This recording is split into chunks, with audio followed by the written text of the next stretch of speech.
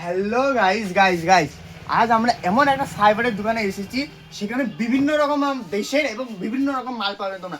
এমন একটা থালা দেখো নুসরান, তাহলে চলে আসো, ক্যামেরাম্যান ফোকাস করো। এই থালাটা দেখে কি মনে হচ্ছে?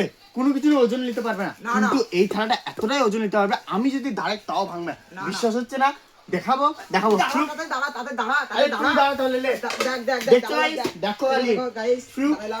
লাইভ প্রুফ দিচ্ছি আমরা।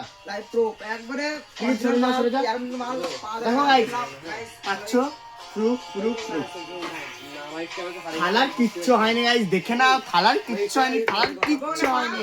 এরকম থালা তুমি এই স্টোরেই পাবে একমাত্র।